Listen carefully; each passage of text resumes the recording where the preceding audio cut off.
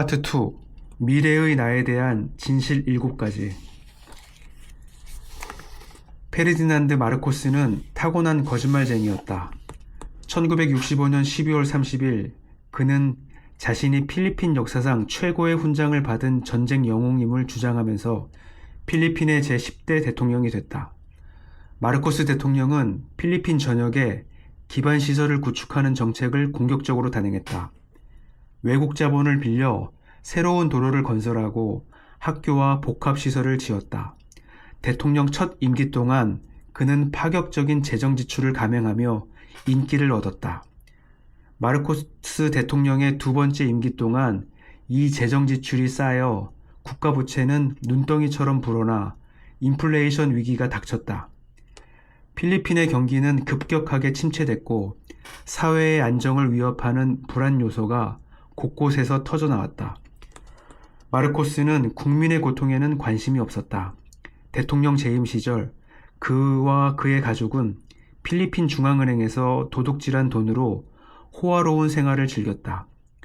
마르코스 가족은 50억에서 100억 달러로 추정되는 역대 최대 규모의 정부 절도로 기네스북 세계 신기록에 등재됐다.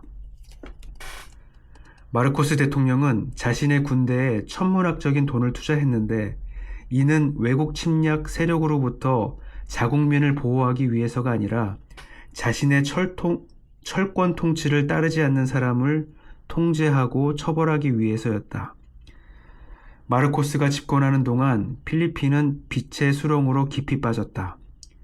사회적, 도덕적으로 부패가 만연하면서 나라의 내부 분열이 생기고 갈등이 폭발했다. 많은 사람이 정권 교체를 원했다. 그 가운데는 베니그노 니노이 아키노 2세라는 젊은 신진 정치인이 있었다.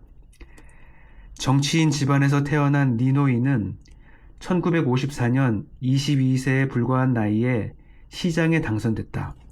5년 후인 27세에는 필리핀 정부의 최연소 부지사가 됐다. 니노이는 1954년에 콜이라 불리는 코라손 스물롱 코우앙코와 결혼했다. 콜이는 부유한 필리핀 카톨릭 집안 출신의 엘리트 여성이었다. 니노이가 정치 경력을 쌓아가는 동안 콜이는 자녀 5을 양육하는 데 전념하며 남편의 정치 활동을 도왔다. 콜이는 남편이 무언가 결정을 내릴 때 매우 지혜로운 조언을 해주는 든든한 지원군이었다. 니노이는 1965년에 상원 의원으로 당선됐고 그 해에 마르코스를 부패 혐의로 기소했다.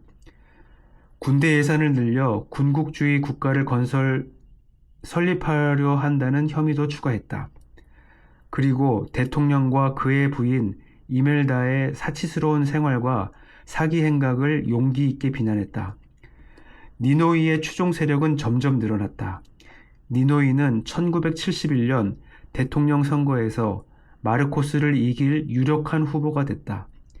니노이의 대의 명분에는 힘이 있었다.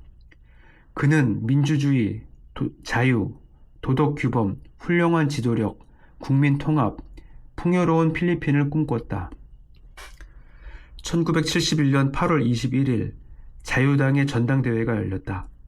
군중의 환호성과 밴드의 신나는 연주가 뒤섞였다. 그런데 갑자기 폭탄 2개가 터졌다. 폭탄 테러로 8명이 사망하고 120명이 중상을 입었다. 현장에 자유당 후보였던 니노이는 없었다. 그래서 마르코스는 니노이가 여론을 자신에게 유리하게 만들려고 자작극을 벌인 거라고 주장했다. 이 사건 때문에 그 다음 해에 정치적, 사회적 소요가 잇따라 일어났다. 마르코스는 혼란이 가중된 틈을 타서 자신의 목적을 이루려고 했다. 1935년 제정된 헌법에 따르면 마르코스가 대통령을 3번 연임하는 것은 불가능했다. 하지만 마르코스는 1972년 9월 21일 계엄령을 선포했다.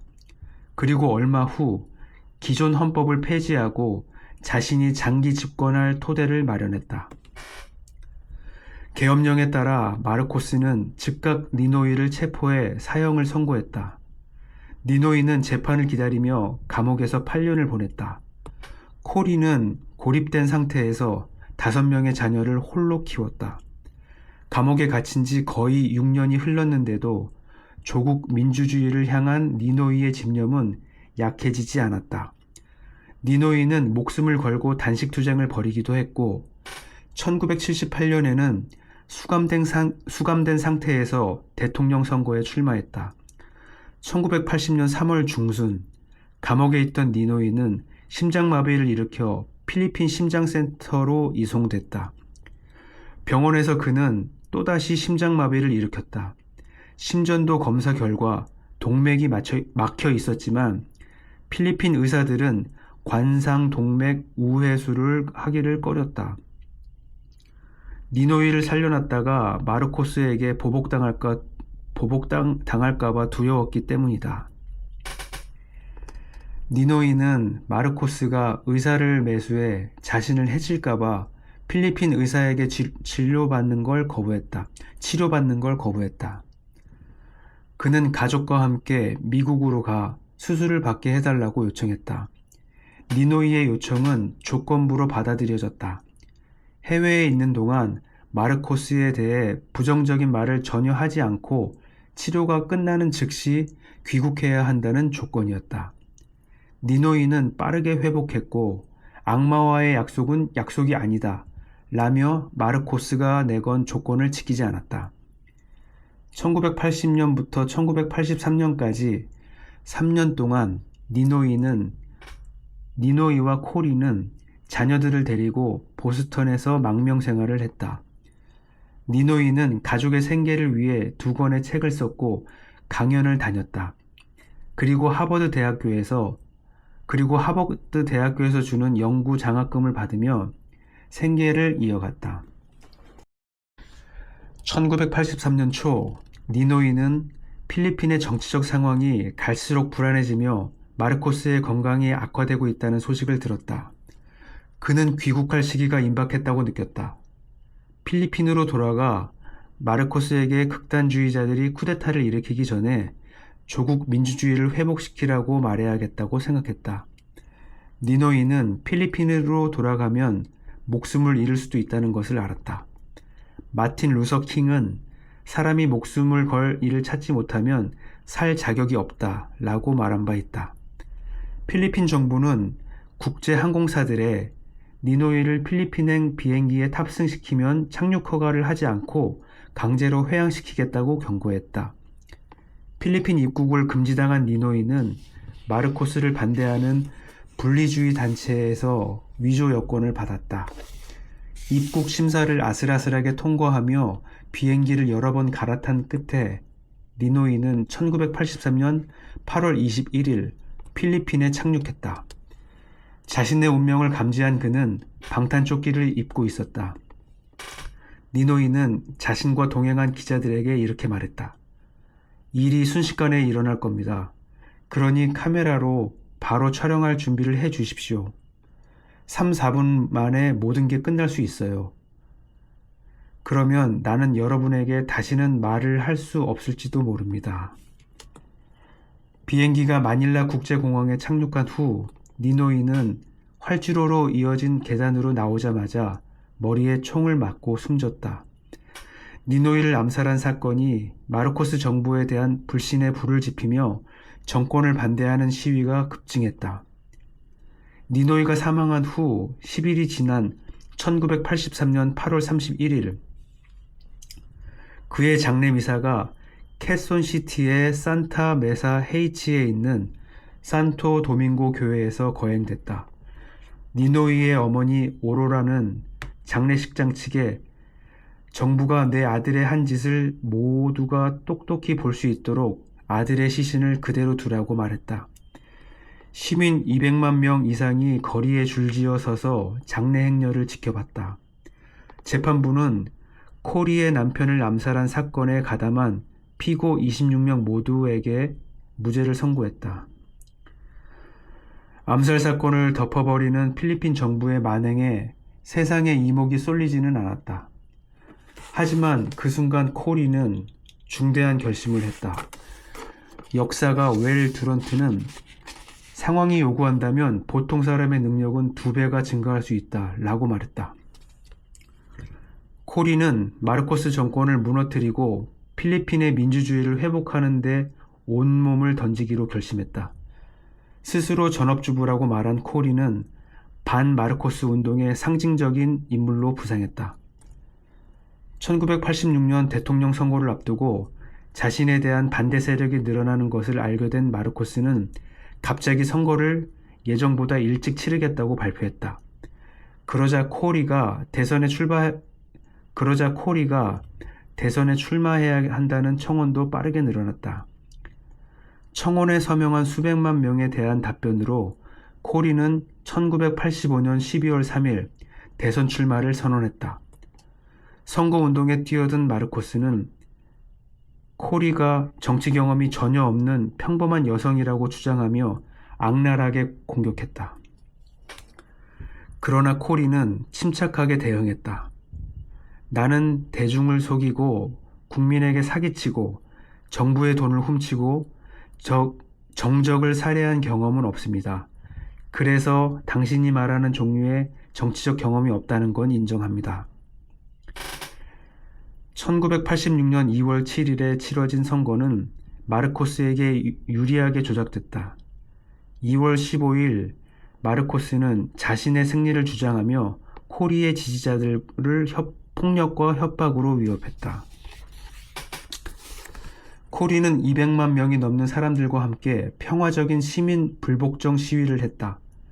미국을 포함한 세계 지도자들이 코리를 지지했다. 2월 22일에는 필리핀 장성 여러 명이 코리를 지지하는 선언을 하며 마르코스 정권에 대항했다. 그들은 필리핀 국군 본부에서 작전을 세웠다. 수백만 명의 필리핀 사람이 힘을 모아 반군 세력을 지원했으며 코리는 정권 인수 준비를 위해 마닐라로 갔다.